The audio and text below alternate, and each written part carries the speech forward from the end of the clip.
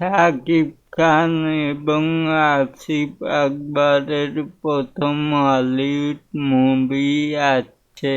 High বন্ধুরা, আমি মাহফুজ রয়েছি আপনাদের সাথে আবার একটি নতুন ভিডিও নিয়ে চলে এলাম। চলুন মূল টপিকে চলে যাই।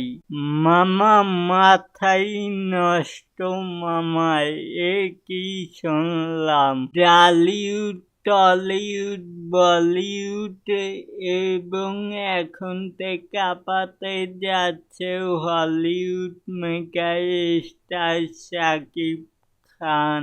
এখন তে দেখার পালা হলিউডে মেগা স্টার শাকিব খান কি করে।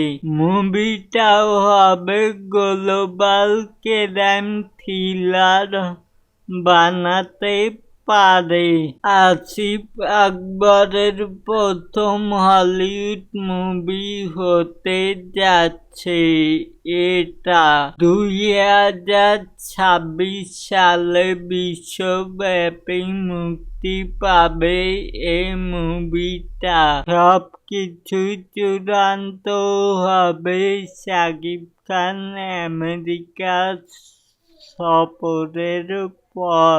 এই সম্পর্কে আপনাদের কি মতামত চাইলে নিচে থাকা কমেন্ট সেকশনে জানাতে পারেন।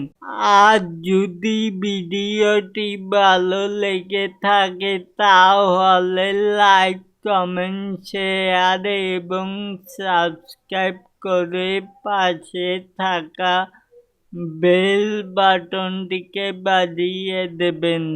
বাই।